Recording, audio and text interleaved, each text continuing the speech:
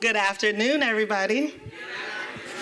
Thank you so much. Hello, I'm Tiana S. Paschal, and I'm an associate professor in the Department of African American Studies. And along with Lee Rayford, I co-direct the Black Studies Collaboratory.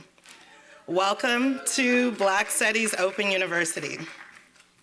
This is a spring event series of the Abolition Democracy Fellows Program of the Black Studies Collaboratory, housed in the amazing, small but mighty Department of African American Studies here at UC Berkeley. Today's program on erotic mastery, pornography, hip-hop, feminisms, and transness, curated by Abolition Democracy postdoctoral fellow Peace and Love L. Henson, is the fourth in a nine-event series of the Black Studies Open University Spring Event Series. The BSC is a 3-year initiative to explore and amplify the world-building work of Black Studies. With generous funding from the Andrew W. Mellon Foundation's Just Futures initiative, we have, over the course of the first 2 years of this grant, welcomed artists, activists, archivists, and elders into the campus community, produced a robust event series in partnership with units on campus around the Bay Area and across the country, awarded over 40 grants to students, faculty, and staff supporting innovative Black-centered projects, more than a third of which involve collaborations with off-campus partners. We've supported the research and development of more than 24 Black feminist scholars around the country and across the globe. And we are, thank you. And we are building long-term partnerships with Black-centered Bay Area organizations that are doing phenomenal work in health, education, art, and food justice.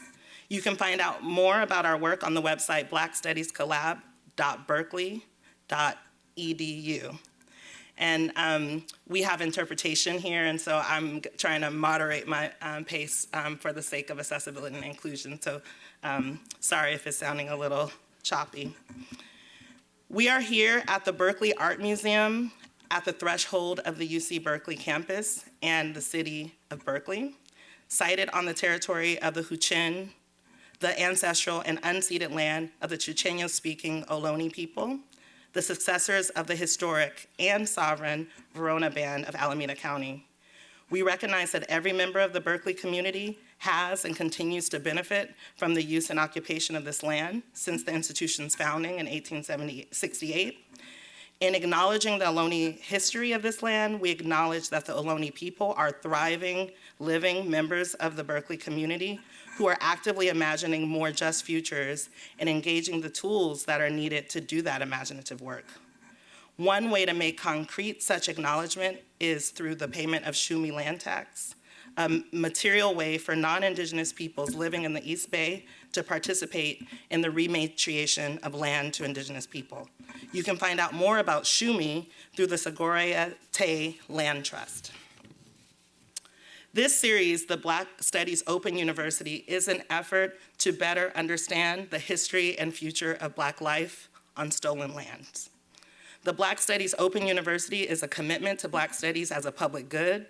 We are inspired by the legacy of community campus pedagogical partnerships like the Afro-American Association's Reading Group of the 1960s and the undergraduate-led Democratic Education at Cal, or DeCal courses, by SNCC's Freedom Schools and the political education classes of the Black Panther Party. And we take our name from the Open University UK, spearheaded by the late and great Stuart Hall, whose work provides an example of the pinnacle of intellectual pursuits performed for the public and in the public interest.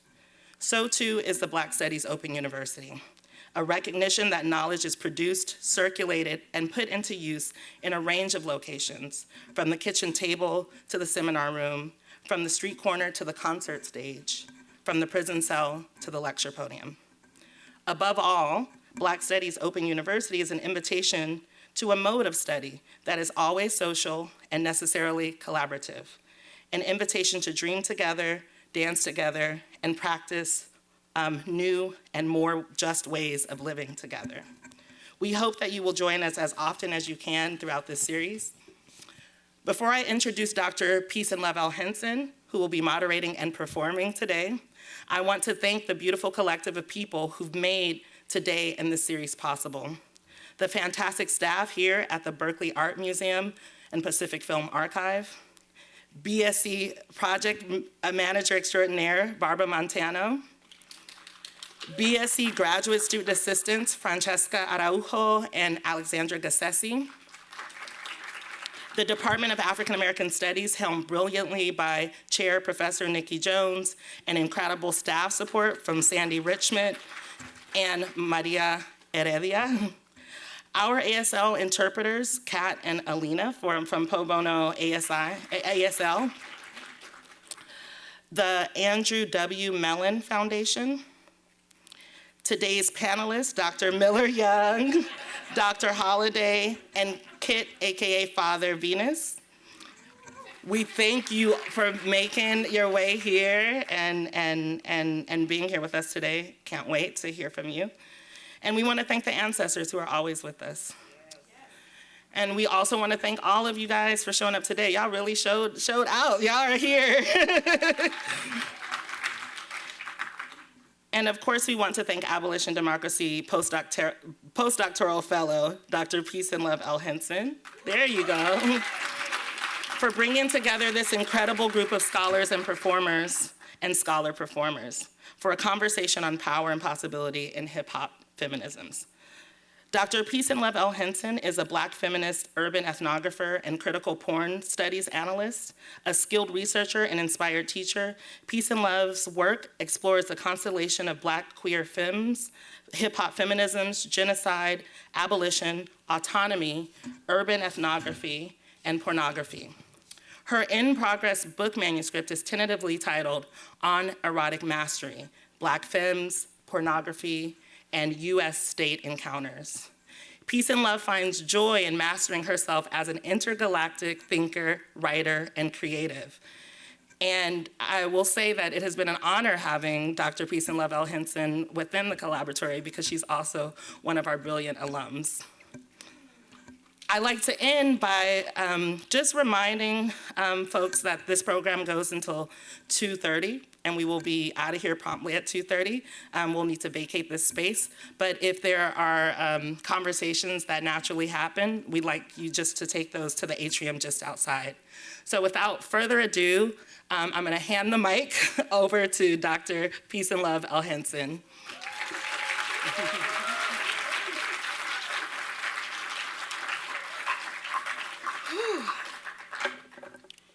Wow, how are y'all doing today?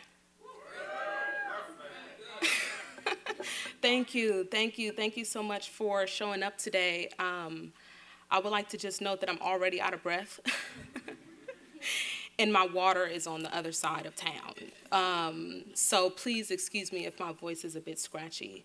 I wanted to say before I get into kind of some formal remarks, I just wanted to note for you all a pornographic and graphic trigger warning for today.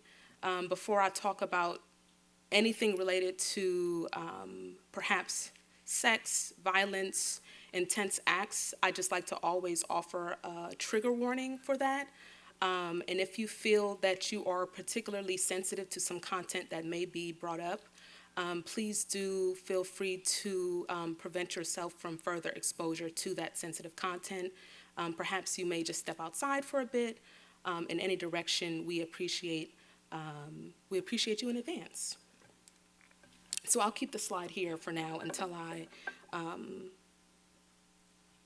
complete my opening kind of formal remarks. So I want to just reintroduce myself. Once again, my name is Peace and Love L. Henson. I'm honored to be here today. I go by she, they pronouns. And I just wanted to reiterate some thank yous from Dr. Tiana Paschal. So thank you, Tiana, first and foremost, for that beautiful introduction. Thank you to the BSc community, activists, artists, elders, graduate students, postdocs, and creatives in the collective. Thank you all so much for your contributions to the BSc community thus far. Thank you to BSC staff. Thank you, ASL interpreters. You all are amazing, and I appreciate your work and support. Thank you, BAMFA production team. Thank you to my brother who is serving as my professional videographer today.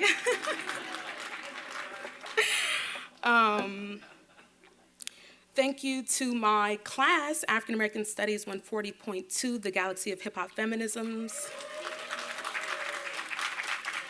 Y'all are amazing, and I'm telling y'all, every class I'm like on the verge of dropping some rhymes. So,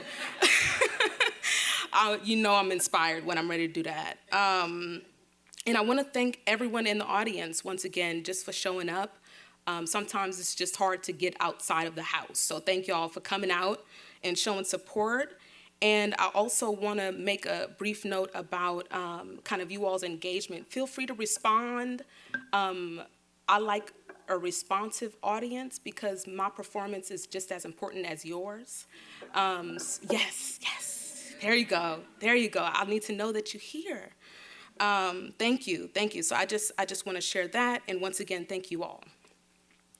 Now, to offer a bit of a framing for today and a bit of a grounding, I wanted to offer two quick points that are makeshift definitions, but good enough to stabilize us in this presentation and panel conversation today. And so I wanted to think about two main aspects of hip-hop feminisms. And the first one is thinking about how hip-hop feminists tend to critically analyze their everyday lives, as well as their race, class, gender, sexuality, regionality, and so forth identities, positionalities, and relations to power. This critical analysis can show up as critique and/or celebration.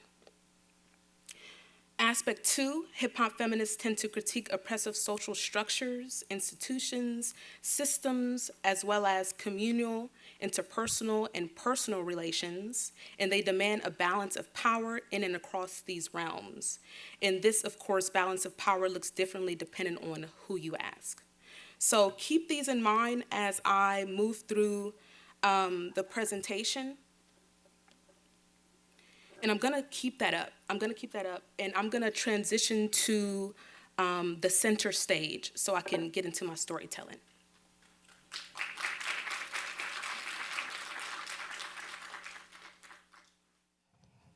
I wanted to offer us a series of 3 scenes to think about how hip-hop feminisms has emerged in my life, in my research, and in my teaching. And I want to start off with scene 1. And I really love this story, you all, because this is kind of the originary moment of me embracing my rapper identity. So this was about 7 years ago, y'all. Time flies. Time does fly. And in scene 1, Dark Matter Moon Music, I was at home and I was extremely frustrated after my first year of graduate school. Literally. And so I wanted to think about a productive way to transform negative energy into positive productions, because I don't enjoy the feeling of anger festering inside of me. I hear that negative energy consumes more than positive energy, so I'm trying to, have that not consume me.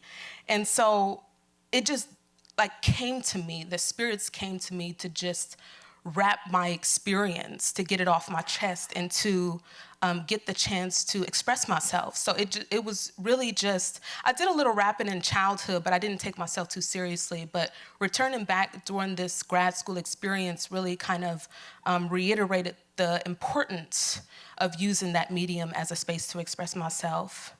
So I never really was actually intent on sharing it publicly. So please do know these lyrics are intense, y'all. Trigger warning. And so in this scene one, I was at home. So I created this rap. I sat on it a few days. And one of my colleagues, Kit, AKA Father Venus, who was a panelist today, I called them, y'all, because I was like, this shit is fire. Like, I was like, I cannot keep this to myself. I have to share this with somebody I can trust and who I love. And so I called them and I was like, oh my God, Kit, come over here immediately. Next thing you know, Kit teleports there and and they're like, okay, what's going on? I'm like, I need to share this rap with you. So I was like, yeah, let me share this rap with you. It's called Dark Matter Moon Music. So I actually shared the entire rap with them, but for y'all today, I'm gonna just give y'all a snippet. This is the first verse. I know, don't say that, y'all. You love me. I was like, dear public, fuck the system. Cause they will fuck your body and suck your soul. Call in the body and soul collectors. I'm telling you, I'm the fucking director. I'm the author of this letter. I'm so fucking serious. They make you mad, furious. You become delirious. It's so mysterious. I'm curious. I'm rebellious. I'm the spiritual martyr, messenger, and healer. Wait, I'm so excited. Let me tell ya. Telekinesis moving with my mind just like Matilda. Hey, I'm that hood girl. All I spit is that real Attila. Oh, dark matter, moon flow so sick that it'll really kill ya. My message fast to ya. I message memorabilia. Watch out, you're just a social security number. They will steal ya. Next reeler, not that movie reeler, I'm much more triller. So I will show you that trailer.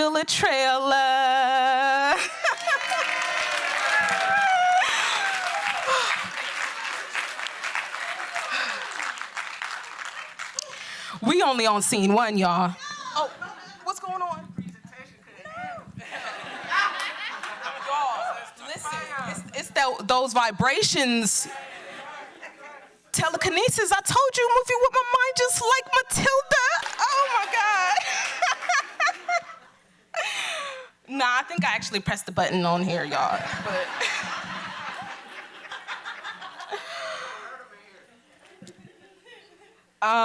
so of course you can imagine Kit's response. They was literally like, in my memory, they're like, it's like a frozen shot of them like, like once Kit come up on stage, they gonna offer y'all a very brief debriefing of their experience. But I was just like, yeah, that's what I called you over about. They was like, well, you can't keep this private. Like, you have to share this. And I was like, hell no. Like, what? I never thought in a million years that I would share this in public, but there you go. Never say never.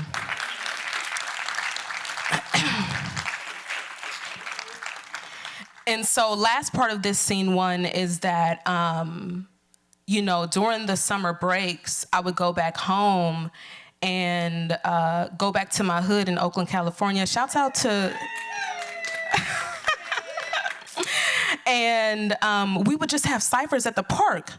And I had to drop that rhyme on them, y'all. It was like, oh shit. Like, I would literally slap that shit in my car, like with the bass knocking hella hard. And I was like, thank you. So let's see, next scene. This is another instant of hip hop feminisms as it emerged in my research projects. I wanted to start off by saying that during my undergraduate years, while here at Berkeley, I did some volunteering at my old middle school and high school, but this particular experience as I encountered in the middle school setting, I had realized that it was so much like sexual violence, sexual harassment, sexual offenses that many of the young Black children encountered or experienced in that space, and particularly against and towards Black girls and queer Black girls. And so I didn't have the language to particularly name the discomforts that I had in being there and witnessing that and not being able to necessarily do anything about it, simply because the staff contributed to it, the principal contributed to it, the entire school culture contributed to it.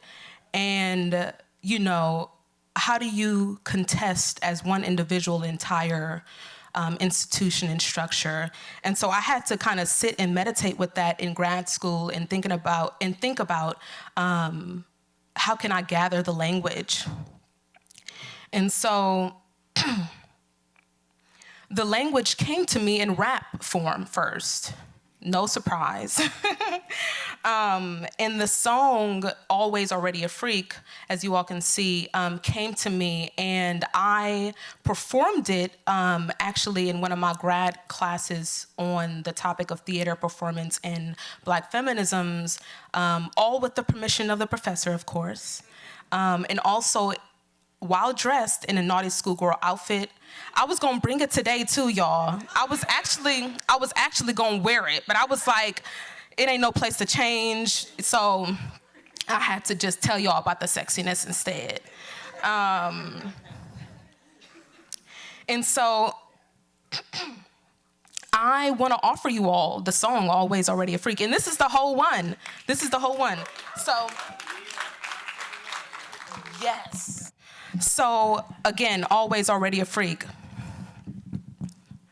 First off, like Hartman said, it's all a scene of subjection, but don't you understand it's all a fucking projection? Creating crazy projects in your space travel to the future, the Jetsons. Wait, time to align our thoughts, what our actions, and that was said with utmost compassions, my intergalactic halo interdimensional protections. Against ejaculated lies. They shooting blanks in erection. Climax, I flip the gaze for those who masturbate to us as a fucking collection. Now you lies under skeptical detection. That white psyche needs critical correction. Sick joke comes the president election. Laugh off, no bad energy. My circle is a critical selection because they got you thinking that I was the always already a freak before I did some freaky shit. I was the always already a freak before I did some freaky shit. They got you thinking, always already a freak before I did some freaky shit. I'm tired of the always already a freak before I did some freaky shit. Hey. Just listen to my words. All I do is break bad spells, do questions, examples, and explanations. I'm a star, please place me in the constellations, cause my intellectual work point out the pornographic nature of situations, like naming the big racial elephant in the room, engaging in masturbation. Shit, sounds sick and uncomfortable. Oh yes, a bad culmination, or maybe it's your wrong padlock combination. It looks like it needs some more truth to unlock the higher dimensioned conversation. Shit, okay. What else do you need? Breakdown, burn down, all the administrations. Next, contemplation or meditation or mediation between the false reality and authentic practicality. Hey, cause I'm just done with the formalities. Now what Trina say? Ain't nobody better than me. My calm and steady vibration cause a social and spiritual calamity. Oh, a fucking tragedy. Get back in the sun. Charge your fucking battery. Look, don't you get it? Okay, well, I'll give you that tree trunk analogy. Sit down, lay down, put your back against the trunk. Close your eyes, close your mouth, and listen to that. Download the information, you the true technology. Go past, way past the blend and into the neo-funk. That's that plant world. Intergalactic consciousness and knowledge, the stars, the moon, the sun. I'm from Venus, some shit that you won't hear in college. Oh, and my ancient Moorish alien ancestors. I'm just paying homage, but truth hurts, truth hurts. So the cause to the lies is so much motherfucking damage, damage, damage. Just like they got you thinking that I was the always already a freak before I did some freaky shit. I was the always already a freak before I did some freaky shit. They got you thinking, always already a freak before I did some freaky shit. I'm tired of the always already a freak before I did some freaky shit. And I spit these words for those who would like spiritual redemption. Cause it's that peace and love from Numenon connection and resurrection. But some humans and the earth suffer from critical disconnection. Hint, hint, those people who are most likely to place dark matter girls in detention. Hey, that's the white colonial predilection. Okay, next section. Black woman oppression is a racial calculus, and it all adds up to multiplication. No parentheses, out of order, broke down telephone booth, mouth to ear, cause that shit that you hear is false. Yes, radio and TV stations. So when you say you're trying to make one nation, is that really ingrained in your proclamation, or is the outcome chaotic and perverse like the white supremacists and anti-black congregations?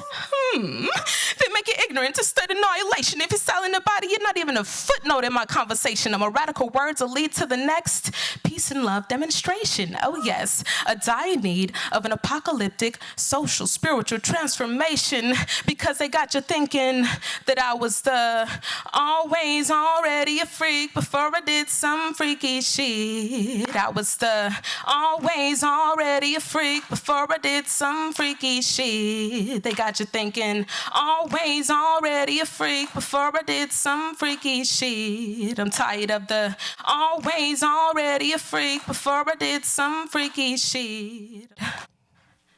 Hey, can I do some freaky shit before you call me your freaky bitch? I was the always already a freak. They got you thinking, always already a freak. I'm tired of the always already a freak before I did some freaky shit.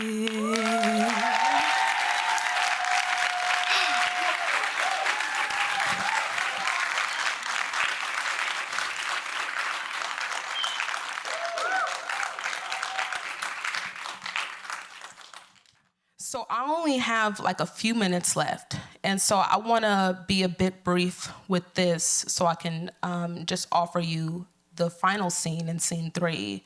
But in short, my book project on erotic mastery, Black Femmes, Pornography, and U.S. State Encounters, continues to take up this idea, which I talked about in my earlier works, of the naughty Black femme schoolgirl. And that was my way of naming what I encountered in my volunteer kind of experience at my old schools. And my book project actually extends beyond the school site to look at everyday spaces, whether it's the university, the public schools, the neighborhoods, and beyond, to show the ways in which that Black queer women and girls are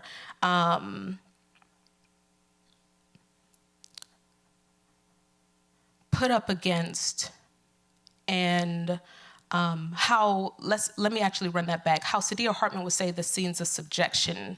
So that is how I'm orienting this conversation, which is to say that the scene of subjection that I'm naming is the ways in which anti-Black policing, captivity, and ultimate genocide of Black queer femmes, both children and adults, is embedded with unconscious and coercive modes of racialized pornographic BDSM, which is bondage and discipline, domination and submission, sadism and masochism, sadomasochism.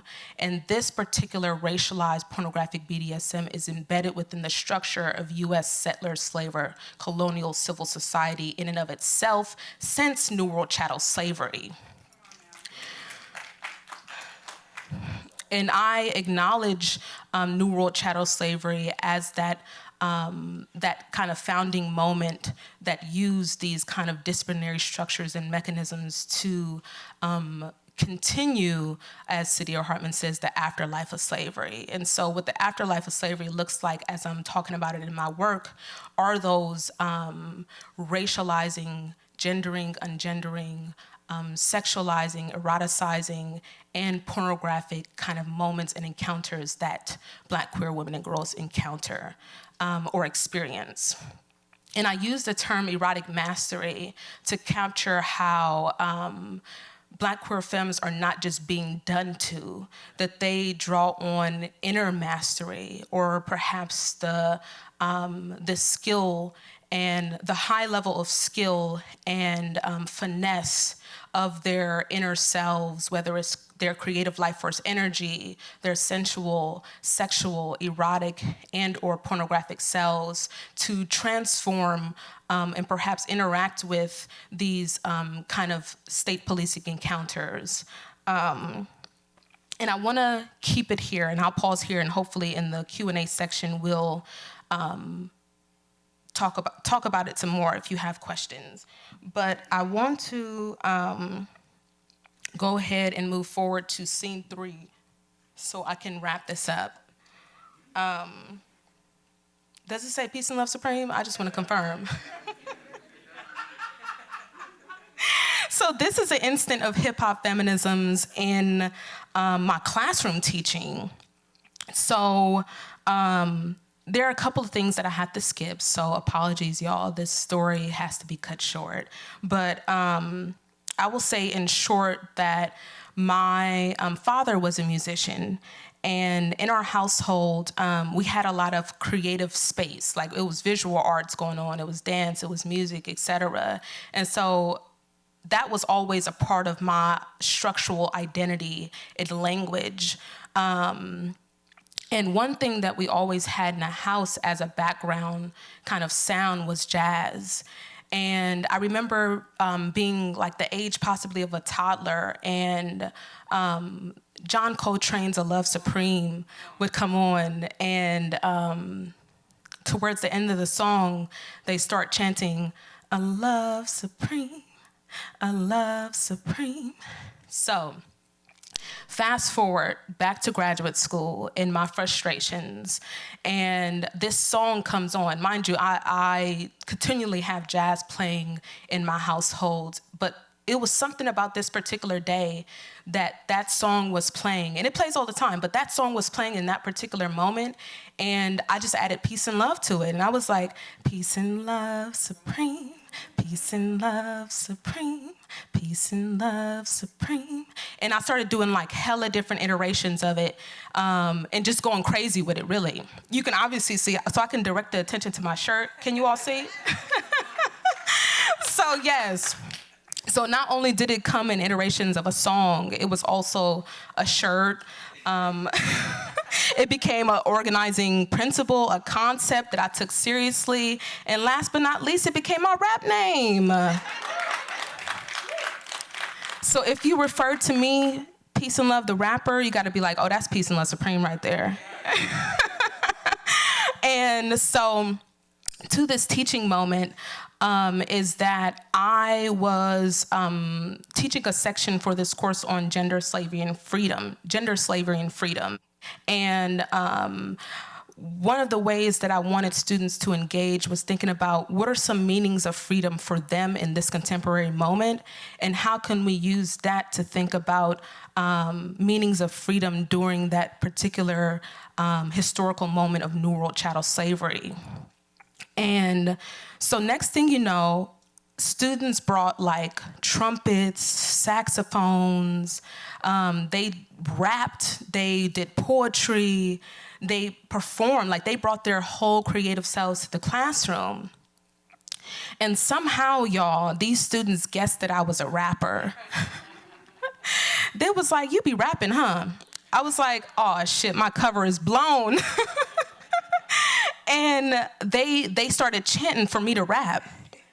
And I was like, who would I be to not rap when somebody chants for it? And because they opened that very, like, they shared their vulnerabilities, their powers, and their creative selves with me. And so I wanted to reciprocate that as an educator, because I like to ensure that there's a balance of power in the classroom. And so this one that I'm about to spit for y'all, this is the first verse of Peace and Love Supreme. And that I actually only offered the first verse to them too, so it's equal playing field, y'all.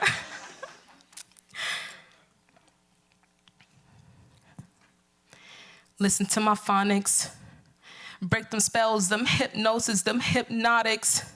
and get hooked on love. Fuck economics, back to work, check the ergonomics. I'm a scientist on twerkonomics, speaking ebonics, electromagnetic being electronic, philosophy so deep shit high chronic. Fuck luck, avoid robotics, peace and love, feng shui to supreme science. Disperse multiverse with supreme sonic. I vibrate the earth, that's plate tectonics, and if there's a point, then I'm so on it. Sit, meditate, much of my sonnet. Fuck the lies, I'm so honest. This earth, man, I'm so beyond it. Venus and seriously is seriously my origin. My real friend is deep Martian, and we come in peace to deliver love. We wild, bitch, water than tossing. Peace and love supreme, peace and love supreme, peace and love supreme.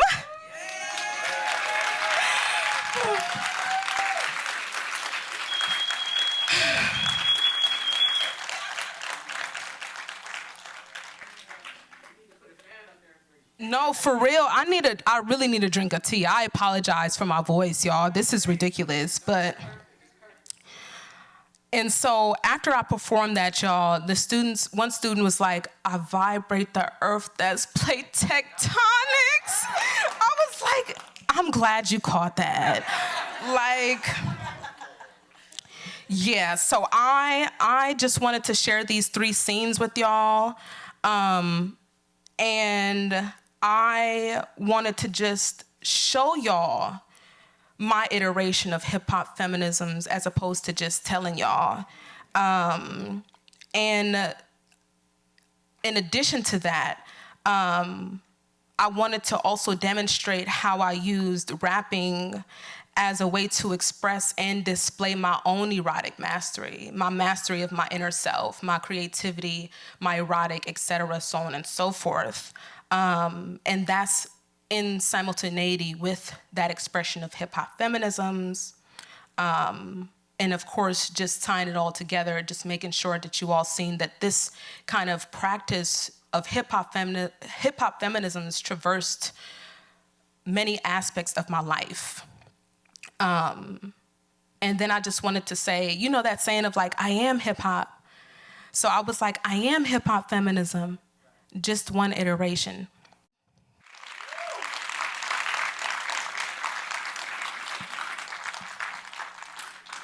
So I want to go ahead and start welcoming the panelists. And as I read you all's bios, you all will continue to settle in on the stage. But I'll say briefly some informal introductions really quick is that Dr. Mireille Miller-Young is a true legend, y'all. Let me just say that. like, she has literally broke the ground with conversations on Black women and pornography. And she has been my go-to, one of my go-tos, in addition to Jennifer Nash and Ariane Cruz, to think about Black women in pornography while simultaneously thinking about the pain, pleasure, and the power. And thinking about the scene of subjection and subjectivity. And so, Dr. Miller-Young, you have meant so much to me.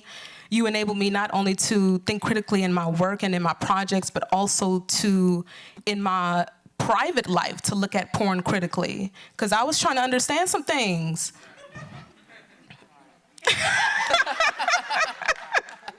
That's a later conversation. But Dr. Holliday, you know we already had this conversation, but I wanted to just publicly share this love with you because just as I've done with many of these panelists here, I've always assigned their work, y'all. And Dr. Holliday's work has provided foundation to think about Black women and girls and the epistemological possibilities of the booty and twerking. So, complicated. Twerkonomics, y'all. I told you, a scientist on twerkonomics. So I just really appreciate that and opening the space for complexities and the space to think about, once again, the antagonism as well as the ways that Black women and girls express empowerment or express their power. And Kit. Oh my God, y'all, our conversation yesterday. I'm not even gonna get into it, but as you have seen, they have been here like this, yes, like this entire time, like at the kind of inception, the return to rapping and that inception of being like, yo, you gotta come to my house so I can drop these rhymes on you. And they came, y'all. Like, I don't know who else would be like, girl, Well, bye. I thought it was emergency, but yeah. I mean, it was, but yeah. Yes. But I thank you publicly because you have always encouraged me in whatever I was like, oh, I'm thinking about this. Yes. Like, oh, I was thinking about this research project. Yes. Oh, I was thinking about dropping this rhyme. Yes. Like, for this performance, I was like, should I be dropping these rhymes on them? Yes. Like this? So thank you. Yes. Now let me go ahead and offer the formal introductions, y'all.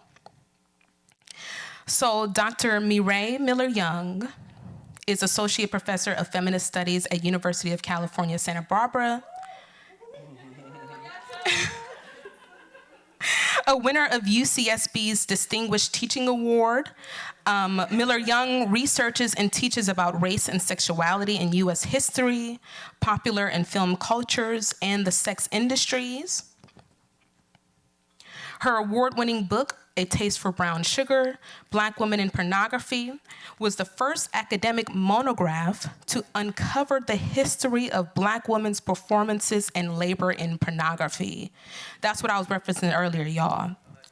Dr. Miller-Young has published in numerous anthologies, academic journals, and news outlets, including Porn Archives, Queer Sex Work, Sexualities, The New York Times, The Washington Post, Color Lines, Miss, Coming Out Like a Porn Star, and Spread, a sex worker magazine. Dr. Miller-Young is a frequent featured expert for news, radio, podcasts, and documentaries, including for NPR, Netflix Explained, Netflix History of Swear Words, Sex Out Loud, The Kitchen Table Podcast, HuffPost Live, For Harriet, and Miss. She is an editor of the feminist porn book, The Politics of Producing Pleasure, which has been translated into German and Spanish, and was a finalist for the Lambda Literary Award for Best LGBT Anthology. And she is an editor of Black Sexual Economies, Race and Sex in a Culture of Capital. Formerly the Advancing Equity Through Research Fellow at the Hutchins Center for African and African American Studies at Harvard University in 2019 to 2020, and a visiting fellow at the Institute for Cultural Inquiry, Berlin. Dr. Miller-Young convenes think tanks like Black Hollywood and Black Sexual Economies, serves as an advocate for the Black Sex Worker Collective and the BIPOC Adult Industry Collective, and as curator and preservationist for the Black Erotic Archive Project. Please give it up, y'all.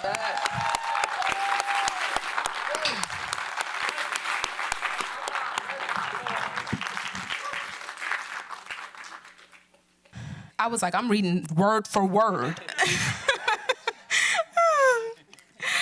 And then Dr. Aria S. Holiday is an award-winning author who specializes in the study of cultural constructions of Black girlhood and womanhood in material, visual, and digital culture in the late 20th and early 21st centuries.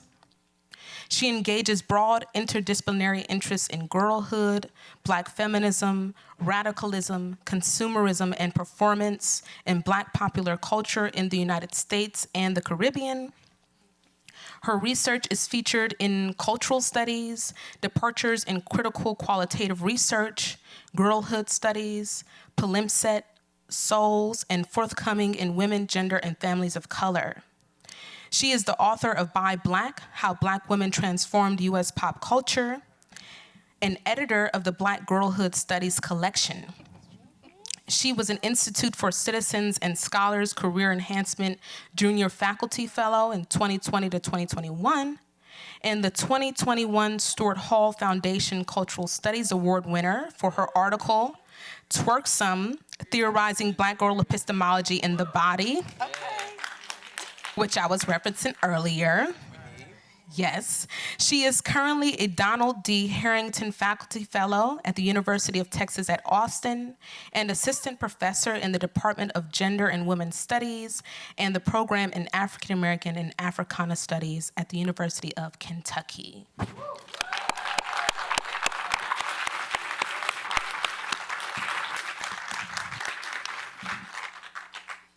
And then, of course, Kit, AKA Father Venus, is currently the co-owner and Cultural Pulse Oracle creative director of Saturn Says Studios, an artist-owned production house and creative community for Black and Brown, trans and queer artists, creatives, and entrepreneurs. Kit leads the authentic and innovative creative aims and goals of Saturn Says Studios through generating a layered storytelling approach to projects that both centers and moves the senses and spirit all at once, the pulse. They do this by tapping into their Aries/Libra placements. That's why we connected, y'all. I'm a Libra. Listen. And their commitment, we can have conversations, y'all. And their commitment to creating art and financial opportunity that shifts, shapes, seeds the narrative surrounding human diversity. Kit delivers music offerings at Saturn Says Studios under their artist name, Father Venus. Please give it up for them.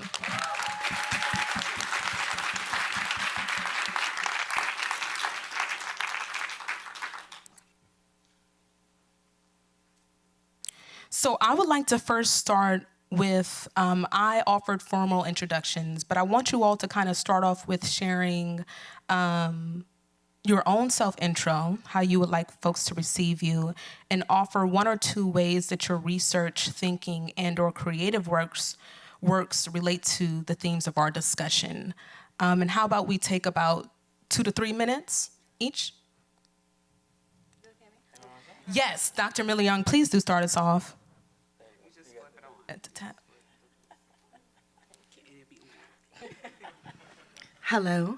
Hi. Hi, everyone. I just thank you so much for having us. This is so much fun. This is really an honor to be here. I'm happy to see all your students, be back at Berkeley. I recognize the land of the indigenous folks that we have allowed us to be here.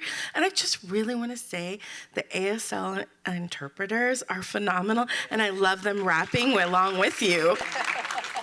That was beautiful. Really challenging, I imagine. You were going I made up hella words. Yes. Yes, and you were going fast, and it was just really great. What was the question? I'm sorry.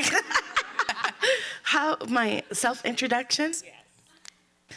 I started watching porn at around 7 years old or something like this. My friend who lived upstairs in my building, I grew up in the Lower East Side of New York City. Thank you. Yes, New York.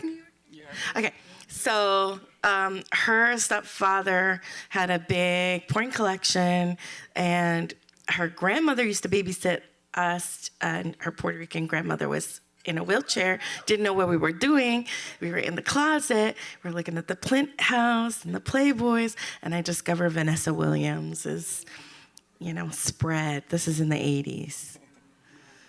And Vanessa Williams was the first Black woman to become Miss America, and it was a really big deal.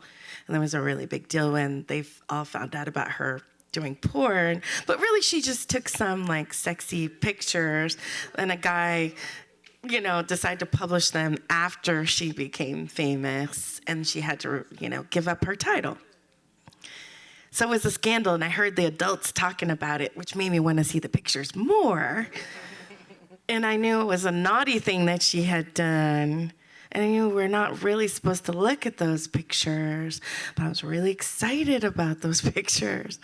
And I thought they were beautiful, and I thought she was beautiful, and I wanted to look like her, and I wanted to try those things. And I think that I grew up having a sense of real curiosity about sexuality at the same time knowing the thing that my mom always said is keep your legs closed. And there was a sense of you'll be safer in this world if you don't even think about it or don't even advertise it and don't be sexual yourself. And I think that I didn't have language to talk about this as respectability politics or even a culture of dissemblance and a culture of protecting Black girls from harm. That was, what she was trying to do. And so my project has been for a long time to excavate the history of Black eroticism and pornography that we've hidden because we were scared what it would do. Would it mean that we weren't worthy citizens and we couldn't have a place at the table? We wouldn't get the civil rights movement if, they found out that we were doing these things? I don't know what they were afraid of exactly, but I think we still have these problems, right? You know what I'm saying? So we weren't gonna get the right to vote if we were fucking, that was the thing. You know what I'm saying? It was like, yeah. We have sex, we can't. Yeah, we can't. And you can't be hoes up in here marching with Malcolm and, Martin and stuff. Put the hoes in the back. But they were always hoes there as part of the movement. And Martin saw him. He saw him close up. And Malcolm was a sex worker before he went to jail. And he drove white people to sex parties in Harlem. We had a sexual economy that helped us survive. And it still does. And that's why I'm working on this topic of trying to preserve this history and advocate for the rights and decriminalization of sex work on behalf of Black women and femmes. What we don't talk about is the segment of our community who most experience police brutality on a day-to-day basis are the Black femme and trans sex workers. And nobody's bringing that up at Black Lives Matter and all this stuff. Why not? So that's me. Thank you. Thank you. That's why you let Mireille go first. Yes, because she just said all the things. Hey, y'all. Hey. I think the first place to start is I grew up a Black girl in the South to Caribbean immigrants. And that meant that as a child at a missionary Baptist church, we wore slips, if y'all remember slips. Y'all too young, you don't know what a slip is, but right, hose and slips and a shirt underneath on top of it. And I'm like, it's 85 degrees. Why do we have all these clothes on? Yeah, and so growing up in that context, but also being the kid at home always that was without pants.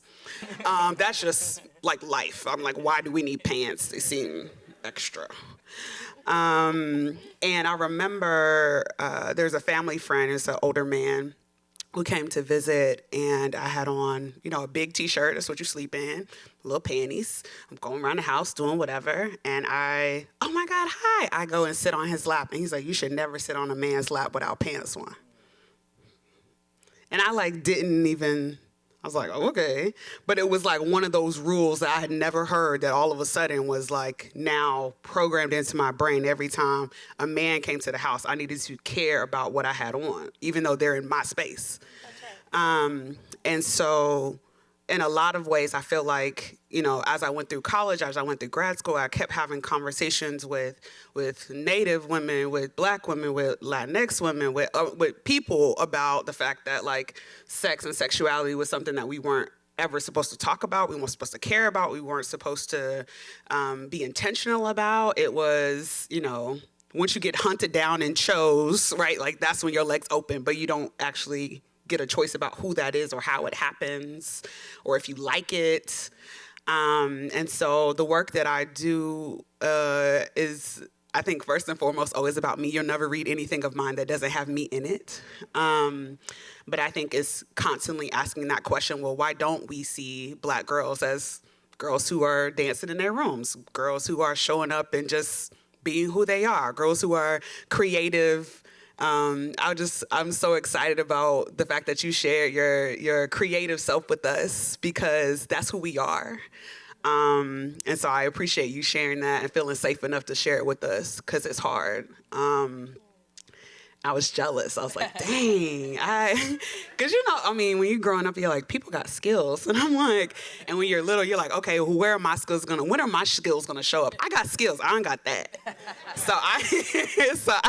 I'm appreciative that you felt safe sharing with us. But anyway, the work that I do is really about creating safety for Black girls. So there isn't a Black girl who feels like she can't walk around her house without pants on, no matter who shows up at her house. And is safe regardless. Thank you.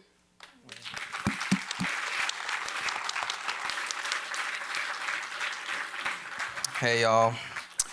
Hey. My full name is Chantonese Kitt. My last name is Kitt, K-I-T-T, like Eartha, no relation.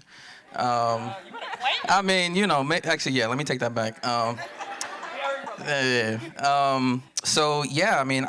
I got to this place, a long journey, but I'm here representing Black trans people, Black trans masculine people.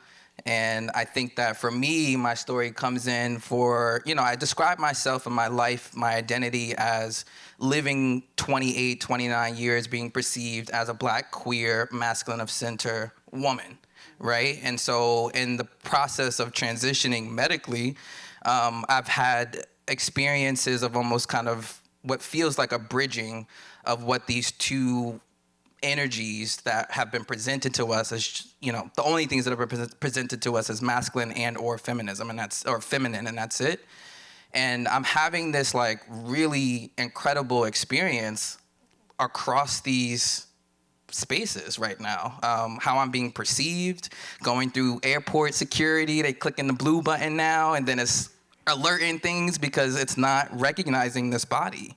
And so there are these really interesting moments that I'm having in my life now. And as an artist, I was in grad school for a bit with Peace and Love, didn't finish, decided not to for many reasons. Shout out, didn't finish. Yeah, well, appreciate that. I was frustrated. Exactly, we were frustrated. And my life path led me back home to New York. I was teaching in a high school, an all-girls charter high school. And what we started seeing in our students, of course, because Gen Z is like something else. Like y'all are, just real. Like I'm just coming out and being like, yeah, I'm not binary. And I'm like, whoa, what's that? Like, and I really was influenced and inspired by my students. And what we were facing together, because immediately when they told me my pronouns are they, them, this was no problem for me to conceptualize. This, like, even though it was a new thing for me, I had no problem. I didn't understand. And, I didn't understand why the rest of the school couldn't understand that. And oftentimes they would pull these kids in after they shared and were vulnerable and ask, will you still be comfortable here in an all-girls school? And I'm just like, why in the hell would they not be? Unless you are about to make that happen, right? And we're doing that. And so my experience there really turned up for 2 years because I left grad school because I refused to kiss the rings. I was telling you, this was a statement that was actually said to me that is part of what you have to do. And I know that not everyone maybe has that experience, but I don't do that, I always had one foot in and one foot out, and I finally took them both out. And, and my artistry came through in grad school, rapping as well in my closet, set up my studio in my closet, and kept it all to myself. I didn't even really share it with you that much because it was like, it was really new for me. Like, I was really just like, what's going on here? But in the time since then, I've really stepped into it. And in 2020, my name, Father Venus, came to me as a sort of cohesion of these two energies that were, in me. Like I inhabit both spaces. And so, yeah, I mean, that's a little bit about how I got here. And yeah, I'm excited to share more with you guys. And in all of my experiences, my grad school experience, everything I was introduced to, Murray coming to class, like my first year of grad school, all of that you'll see still show up in my music. And the music video we'll share with you guys later. But you'll see the influence of Black feminism, Black hip-hop feminism come through very hard because it really does live in me, and it comes out like, always. So that's that.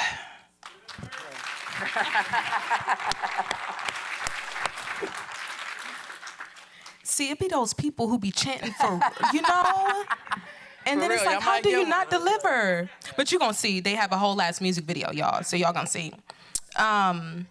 So in many ways, y'all answered this question. So, but I would say perhaps you can respond in ways to add more to this conversation, which is asking you all, how do you conceptualize hip-hop feminisms? As you all may remember, I gave a kind of a makeshift 2-point plan. I actually had more points, but they was like, yeah, you're gonna have to cut that shit out because you on a time frame, a time limit. And so that's the first part of the question. And the second part is hoping that you all can touch on the relationship amongst and between this idea of hip-hop feminisms and respectability politics and disrespectability politics, pornography, queerness, and or transness. And so, of course, these themes will be touched on by folks who take precedence on those particular topics, but feel free to jump in wherever. Like, I want this conversation to be as natural and organic as we can be. And so just do what y'all do. Okay. Yeah, spit it. So I'm gonna go first because y'all already set it up, but we are students, like in the best sense of Mirai, and I want to say that first because your book continues to change like everything about my brain. And so if you haven't read Mirai's book, make sure that's the thing that you do right after this. Like, actually, right now you have a phone. Like, go, like, Order it. Order it Yeah. from a local bookstore. A taste of brown sugar. Right, not that white man's company. Like, do something else. But just please do. And I think it's hilarious because when I try to teach a week in my intro to gender and pop culture class about pornography, feminist porn, right, the students are always very confused. Right, they start at, I'm scared. Do we talk about porn in professional spaces? And I'm like, yes. And like your pause is why we do, actually. That pause or that concern or that, should we not is exactly why we do talk about it. And Mireille is the blueprint, the pink print. She got is the pink print, right? Is the pink print in every way. And so I just want to say, like, it's crazy to be on the stage and people are like, oh, you're an expert too. Nah, bruh. Like, Mireille is the expert. Real. I want to be clear.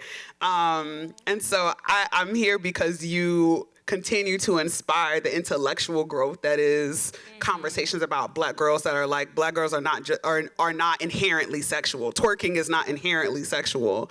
And people still are confused by that. Like, take that article and then put it in a Black sexuality. And I'm like, wait, the part of the article is about the fact that Black girls are not, like, it's okay to just twerk. It ain't for somebody. It's just, this is what my body wants to do.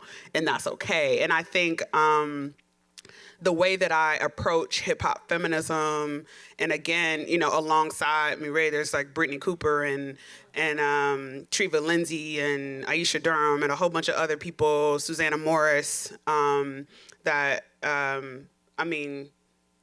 anything they write continues to like, great, and I say great on the brain in a good way. Like, think about cheese, like it grates, and you're like, oh, we can go underneath that. There's more underneath that. It grates on the brain a little bit, and it grows you I think, in ways that open doors. Like, for real, the kind of conversations that we're having in Black studies in general, but in gender studies and in cultural studies, start at Brittany Cooper, start at, I'm like, yes, we need, Patricia, this is not me telling you don't know your genealogies, know your history, right? But you need to be a student always. But, we get to ask different questions because y'all set the pace for us, right? Y'all made ways for us. And I couldn't be here, right, 6 years out of my PhD without being like, that's your fault. And I'm not like physically your student, but like you taught me. So thank you. That is so overwhelmingly beautiful. And I thank you for lifting me up and giving me this love and energy, because I feel like laying right here. I'm really tired right now. I have 2 kids. They're 6 and 8. They sleep in my bed. I'm in the little corner of the bed. They sleep crooked. They wake up.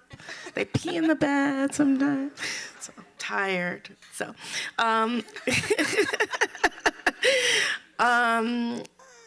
there's so much to say, but I want to say I almost gave up on grad school. I went to... I remember going to one professor's office to tell him about wanting to do this dissertation on Black women in porn. And they said, well, why did you bother coming to grad school? Like, you could have written this without the PhD. And I was like, no. Didn't I have to learn all this first? Like how to write a book? Like, are you just, supposed to make this up? And also the research? But she was just really uncomfortable with it. But this was somebody who, okay, I can't say too much. Talk about it, please. I don't know if they're here. Could they be here? I don't have my glasses on. No, it doesn't matter if they're here, because I think there are a lot of... I'm going to say it. No, you need to say it, because there are a lot of students in the room and they need that help. Scholar. Them. Come on, it was a hip-hop scholar. Tell them. Okay. Tell them. Wrote one of the first books on hip-hop. Okay. Not my mentor. She didn't agree to do it. And was like, get out my office type thing. And I am a first-generation college student. My mom worked for the phone company, okay? And it was like her hopes and dreams that I would get a degree. She didn't really want me to do the PhD. She wanted me to be a lawyer or a doctor. She was like, you ain't gonna make no money in that. I didn't work my fingers to the bone for you to be a teacher. But I was like, Mom, I would like this. And so I was like, takes the world, She's watching from heaven right now, and she's laughing. So she was like, I don't know. And she was always like, aren't you going to move on from this project? She told all the neighbors, she's writing about film. And she was like, your next book's not going to be on porn, right? Like, yes, it is. She was so afraid what the neighbors were going to think. It's so interesting, our parents. So I almost quit. This was in the 1990s. I started grad school, and in New York City, and so much was going on. We were leaving class every day to march against police brutality, the murder of Amadou Diallo. All this stuff was happening. It was very hard to focus on American history, training, African diaspora history. But I had an amazing mentor named Robin D.G. Kelly, who told me, oh, I love this. You should do this. This is great. Do this dissertation. Yeah. And I was like, really? You let me? Okay. But I had many other professors who, slammed the door in my face. And I think why I'm still here is like trying to prove something, maybe, like we do. We try to prove that we can belong and we can change the space. And I'm so happy that my work ended up, initiating a field of study, kind of. So, kind of, a little bit. Yes, it did. Okay. And I have people coming to train with me to do their PhD and sex work and Black feminism and porn and get to come, train people from all over the world. I'm so grateful for that. And, but I think that, what made me especially brave was the Black women in porn, because I learned from them. And I think that was so interesting is like, they're so brave. Like, do you know how hard it is to do that kind of work in a room full of people with cameras and microphones up your, situation? And it is not for the faint of heart.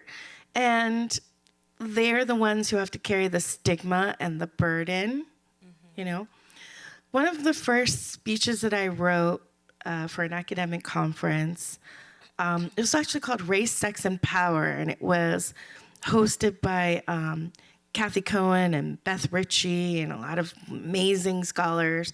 And Kathy Cohen was also one of, the people that really shaped my thinking. And, she writes a lot about, Black women, queers, femmes, trans folks who didn't belong in queer theory, were left out of the theory, but we're doing the work. We're making the theory in their lives, in their work. And that really helped me see the kind of feminist work that the sisters in porn were doing. I wrote an essay called Can the Hoe Speak? And chapter 4 is like hoe theory in my book. And I'm writing a book now called The Hoe Trilogy. That'll be fun.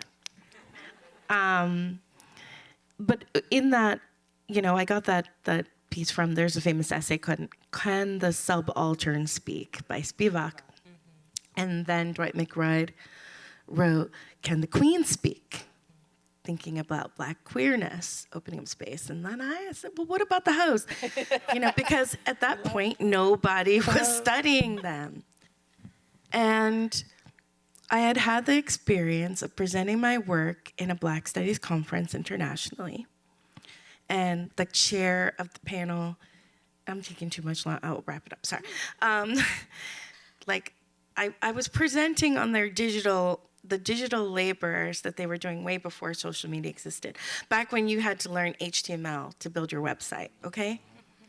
These sisters were doing sex work so that they could buy the cameras, the editing software, the books to learn HTML, to get somebody to help them, so they could put up their own site, to put up their own pictures that they hired a photographer for, to represent them how they wanted to be represented. Yes, they worked in the ghetto hoes and, all of the kind of more, offensive sites that they worked and had to make a living. But they were also creating their own, with their own vision, and had something to say that was really different. It was so interesting to me that the kind of established Black feminists in the room wanted to kill me after. They were talking amongst themselves saying, how did they let her get a PhD? We have to stop this. We need to call Robin. And yeah. And they wanted to shut it down. The chair of the panel went like this, so she wouldn't look at the pictures that I was showing of Cinnamon Love. A lot of you probably know, runs the adult AAC. And I couldn't believe it. It actually took me a lot of years to get over that kind of rejection and find the strength to keep going. I was like, well, if they hate me, what am I gonna do? Like, if I don't have Black feminism, what do I have? Well, it took me to just go back to those women. And they were like, no, what you're doing is so important. Nobody else is gonna tell this story. We got you, don't worry. And they still call me, they light up my phone. How you doing? What's up? They had so much care for me and for each other and for this work, and they were really proud of the project. And it ended up taking me like 10 years to write the book. Ended up being that many of the people who, when you write a book in academia, you have people you don't know. They know who you are, but you don't know who they are, to review it. And then they have to give their okay. And usually it goes like 2 people, and then it's approved. You finish your draft, it gets to the final approval. I went through 5. It took like 5 extra years, and I had to fight for the book to have the history in it has a whole, I start with archival research, with the beginning of photography and film. I actually start with the auction block as the site of pornographic encounter and scopophilia of Black women's bodies. I talk about the Hottentot Venus, and then I go into photography and film technologies. And I had to learn all these other fields because nobody had done that before. So I was very, it was a lot of work that was often, unseen and misunderstood. And the woman who had kicked me out of her office, tried to take me down at one of my own conferences. And I'm really glad that it came out the way it did. The book came out, it won Best Book of the Year in 2 fields. They had never done anything on sex work, on porn, on anything like that. Thank you so much. So it really was groundbreaking. And I just got the news like a week ago that I have a production company interested in making it into a documentary series. That's incredible. So you're gonna pray on that. That's been my vision since 98, 99 when I started with my little camcorder. I used to talk to brothers on the street who were selling the old magazines. I started collecting them. I started collecting everything that people were throwing away and giving me. And I have like thousands of stuff it's called the Black Erotic Archive. And I'm digitizing it and I'm housing it. And I have my personal papers at Brown. And I'm doing stuff to try to keep these materials and honor the women. I'm going to New York next week to stand by the side of them as they speak at the UN as Black women sex workers. Wow. And I'm sorry it took that long time. We needed it. Yes, you a legend, so yeah, exactly. you got to take up space. Yeah. Well, quickly, tell me one more time. Just like what hip hop, feminism, the themes, the real, like I said, I think you guys, I'm excited to share the video with you guys. I've been working on it, editing it. I do my own editing, directing, everything. I couldn't let it go for a bit. I was like, it's not ready. So you guys are gonna be the first group to see it. So I'm excited to see that. Yeah, ain't nobody seen it yet. Yeah, so, you'll see the way that, I don't want to give it away. I want you guys to be you'll see oh, that's that book, or that's that theory, or this is this Black artist, and all of them are Black women, Black feminist artists that I pull from, that I'm inspired by. So for me, again, hip-hop feminism is, I like the part that you said in the definition about it really is this space of celebration and criticality. I feel, and this could be my Libra-ness coming through, but I am so set on the balance, and understanding that it is necessary for you to have a balance of these energies and all things in your life. So, again, the way that my music comes across, there's a little bit of a chip on my shoulder, and that's coming from my experiences of just again being perceived as a Black, queer, masculine of center woman for so long, and all of the things that I've interacted with in that way. You name it, all the things. And then now, as a trans person, almost being rejected in certain ways in Black spaces or in Black women's spaces, and still having a hard time conceptualizing exactly why, because it just doesn't make any sense to me. But it happens, and so my purpose is, one, to get that chip off my shoulder, but also to put it in your face. You need trans people. We are literal mirrors, yeah. And I do believe that the greatest parts of humanity survive with us, and survive in our bodies, and survive in our abilities to continue doing what's best for us, despite literal every corner, every person trying to stand in the way of that. I have a line where I say, politicians are trying to take my life, and that's real. There's hundreds and hundreds of laws right now trying to literally outlaw being trans. And, there's something in, I think Arkansas right now, you can't use the bathroom in public spaces in front of minors. It's like, first of all, what?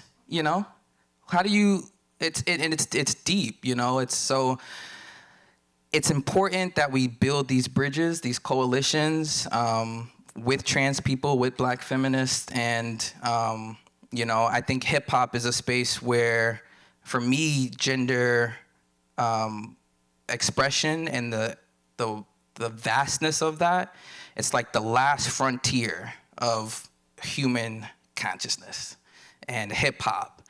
And once we get over that hump, I think the conversation is going to go light years ahead. There's just not two genders, sorry, it's more. And thank God, right? Like, Jesus.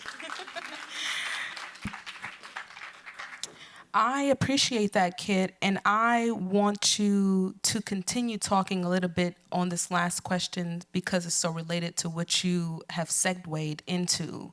So our last question, and we'll just cover this briefly, is what do you want people to learn or unlearn about your area of research, creative productions, or these broader topics of discussion at large? And Kit, I think you kind of said it already. Yeah, no. Oh. You set the stage. You set the stage to kind of go in the direction of even more precisely naming what folks need to unlearn to welcome trans communities. Yeah. That's consciousness in the space, in the energetic realm, etc. So please do. It's just not two genders, y'all. It's a spectrum, and this is why I say, the capacity for human diversity is so large. And thank God I had, I was educated, I had a family that was telling me things in my childhood. A lot of things I learned in graduate school. I had felt like I was like, my grandma told me this already, A lot of the books and things where I was like, this theory, my grandma said this. So, that's one, right? Gender is a spectrum, and we need, if we're going to actually undermine white supremacy, which is just it's a tough cookie. I don't know if you guys have noticed, but it's insidious and it's everywhere. It's in everything. It's in us. And I'm at this point, I'm glad that I'm able to pull myself out far enough. And I think my getting to the idea that I am trans, right? And getting to that acknowledgement, which took 28 years, really helped me to just pull myself, I feel just a human. I don't know how to explain it, but I all these other identities and things in this society, Black woman, this, it wasn't like this for so long, we're really just in this moment where these things exist and they feel really real. There will be moments where it doesn't, and because there were moments where it didn't. And I'm just we got to get ready for the next ice age, y'all. We got to start thinking about what's the earth, and we can't be having these conversations over and over and over and over again. It's time to move on. I'm here, you see me, I'm here, I'm real. And what my experiences have been and what I'm doing for myself and my own affirmation of my gender is only going to support you moving forward. It's only going to support you, the kids moving forward or whatever it is. And like I said, I'm really proud to have the experience of working with Generation Z and beyond, because y'all are it's safe. The future really does feel safe in your hands. And I'm just so yeah, I would say all of those things. I hope I answered it. But again, I think the video will display a bit of the sort of artistic view that I have on the world and the experiences that I'm having as a Black trans person specifically right now, and how I'm looking to you know, it's a little bit of a combination of surrealism meets the mundane, you know, like I feel like I'm always functioning in that space. So yeah, that's what I gotta say about it. So shout out to trans people, non-gender conforming people, non-binary people, humans. Humanity really survives with us. I mean, I don't even know. You just said all the things. Like, leave space, kid. No, I'm just playing. I think I want us to learn that we have to choose. In everything, I think I regularly think about these conversations because both of y'all have talked about rejection. And I think about, I had a Black woman literary scholar tell me if I wrote about Nicki Minaj, I would never get a job. And hey,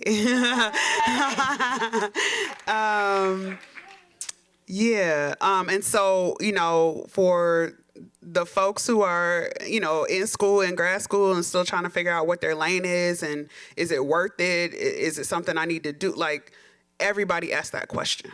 Like, literally on the eve of my defense, I was talking to one of my committee members, like, I think I'm done. Like, I don't think I got anything else to say. And, you know, there's always more to say, but I'll say that you don't have to choose. Like, if your institution doesn't have a lane for you, that doesn't mean your lane doesn't exist. If you don't know the people who are supposed to be your community, doesn't mean they don't exist.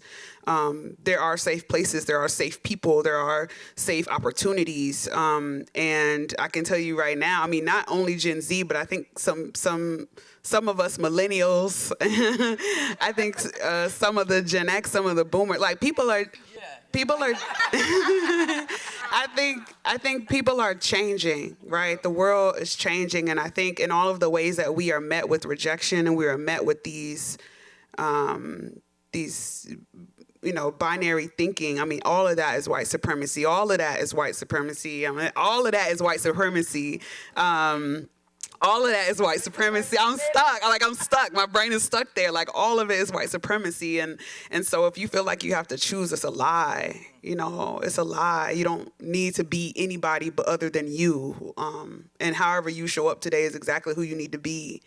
And yeah, I just want us to really unlearn that. We don't have to choose. We don't have to be somebody for other people. We don't have to put on anything to be better or to be loved or to be perfect for anybody else. Exactly who you are is good. Exactly who you are is perfect. Exactly who you are is amazing. And anything else is white supremacy. Love that. I just want to say, yes, Kit. Hair flip. What you were saying reminds me that trans people hold the galactic light codes to the future that we need. So thank you for that. We learned so much from you as the keepers of that knowledge. And Aria, you know, your essay, I always teach Aria's work, on Nicki Minaj's Anaconda Feminism is like the gateway before I teach porn to just like get them ready, get them lubed up. Okay, sorry. I'm dirty. Get them wet. And so they're like, oh, really? I could, what? And then I hit them, you know, then we get into it, right? Hardcore. So yes, we go deep. And I just want to thank you for that work because it opens up so much capacious thinking about, you know, Black culture, which they're always trying to vilify, you know? And we've always had spaces in Black culture for like the naughtiness and then what we're supposed, you know, white people are supposed to see. And so, you know, we can't lose that, you know, to be representatives and, you know. So I just think, you know, I really appreciate that, you know, you exist in this space, and it's because of people like you that I remain there, you know, because then I have this sisterhood and this community of people who share the values that I'm about.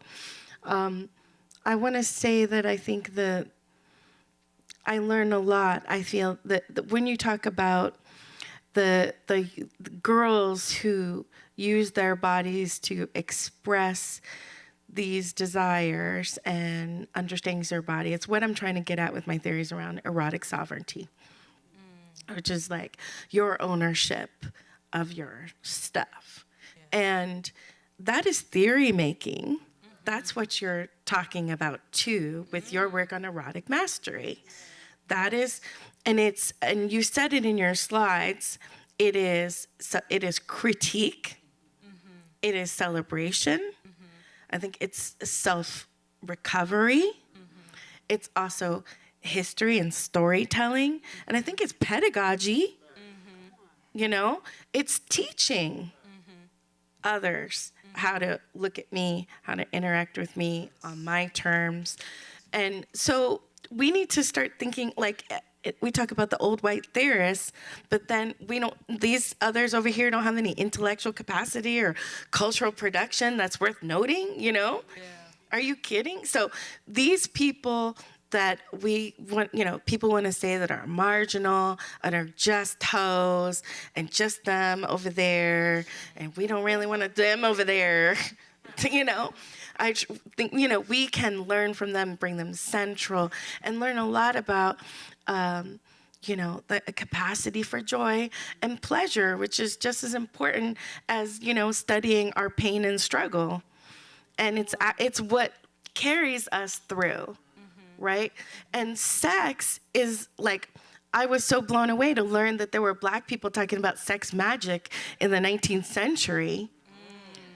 And so sex has an energetic capacity to like transform you and your space and also create life. We have only begun to dig into what is the magic of Black sexualities. Yes. It can really be a tool of technology to transform our conditions if we are open to it and we stop policing it. Policing has not gotten us anywhere. Yeah. So how do we take an white supremacist kind of Black love approach to an essential technique to our studies, to our activist work, to our community work, and how we engage each other? Calling that erotic mastery. Thank you. Yes. Oh, goodness.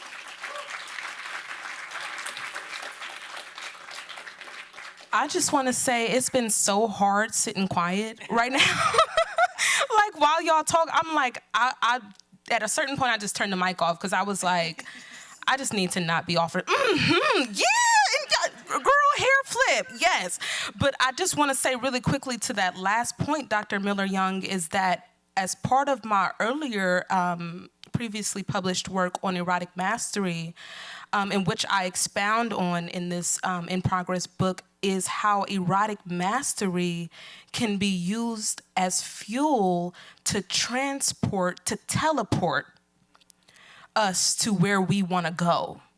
And of course, I'm building on other scholars and musicians like Sun Ra, who's talking about isotopic teleportation, transmolecularization. And I'm like, you know, if we re, and transmaterialize to these spaces where we see fit as freedom, like where we conceptualize freedom in not just a new planet, but a new galaxy, then we should do that shit, you know? So thank you so much for just you, Dr. Miller-Young, you, Dr. Holliday, you, Kid, AKA Father Venus, y'all. Like, I literally couldn't think of more perfect panelists. Like,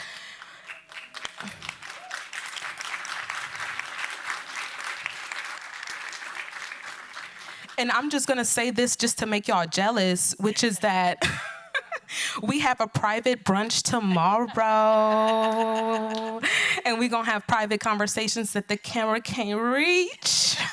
So I'm gonna just drop that on y'all like that. So I wanna make sure we drop your world premiere. And yes. We're gonna play your music video, orient us, offer us the frame, and then we'll get into it. It's called Kitchen Sink Rap. It's Carrie Mae Weems' Kitchen Table series. Okay. You'll see that. This is a combination of all verses that I started writing in graduate school 7 years ago.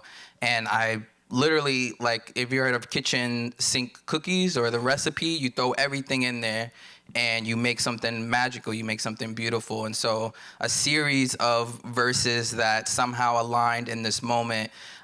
This was the weekend that Chappelle was kind of running wild with his transphobia.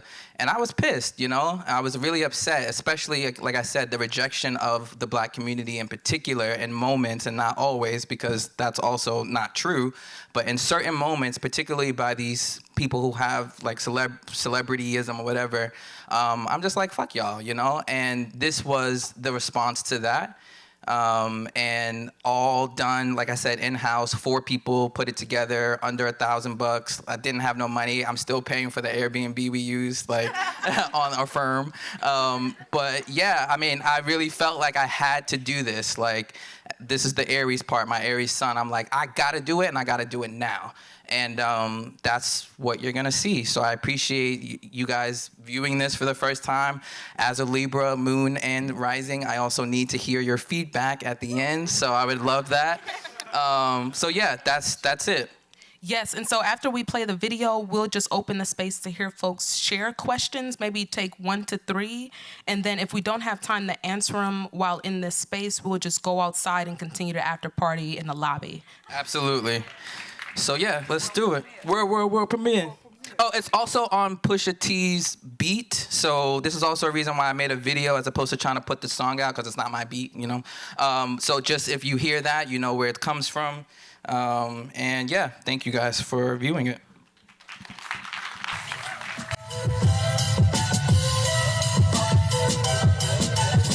Hear me clearly, if y'all niggas fear me, just say y'all fear me. Every word is born, see the universe be listening. That's why I smile so hard and my girlfriends be glistening. Masculine and feminine, I'm balancing the mix.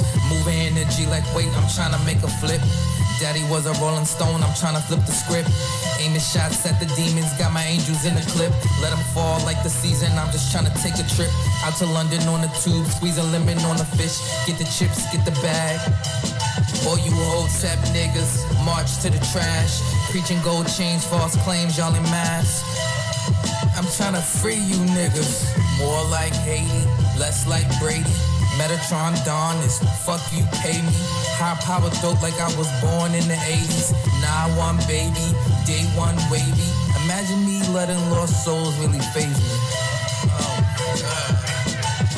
When I get to flexing, my aura be perplexing. I swear I be resting, and we in agreement, ain't no time for the stressing. Abundance is my sign, even in the Great Depression. I pray the Lord she got me while I'm headed this direction. The dead is all around me, keep them angels for protection. Tally up my blessings, we'll be here to resurrection. Tell me what you see when you look at your own reflection.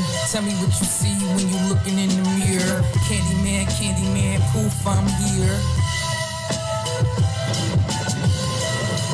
There's a story I really love about Shango, the Orisha, and how he moves with a smile, laughing, even amongst enemies. When you're in the crowd, you always gotta know who, always aware, but smiling, laughing, that's the energy. So I'm building up a fortress, garden with the orchids, green like a florist. Flying high, solar god, falcon eye like Horus. Ride till I die, then come back and do it over. Flying high, solar god, falcon eye like Horus.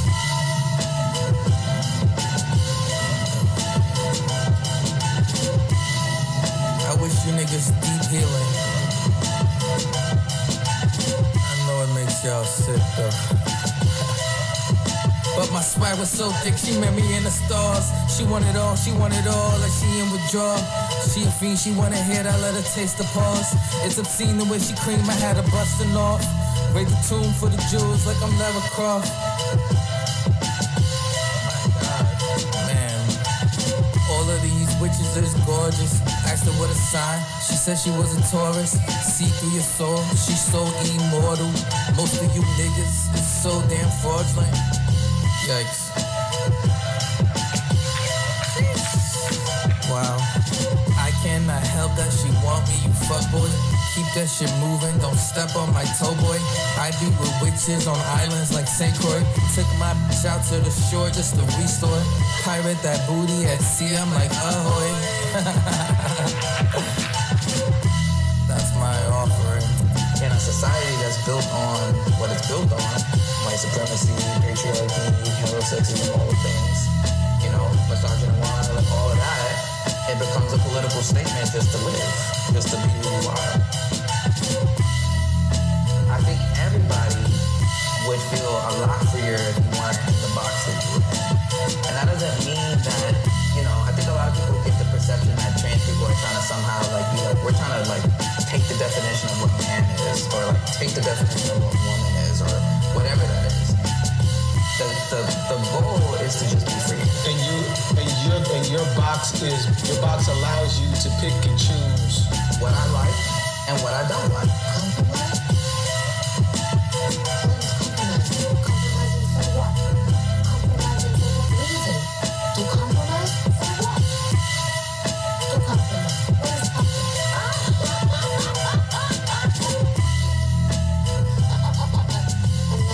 Into my life and I have to compromise. A man comes into my life and you have to compromise for what? For what?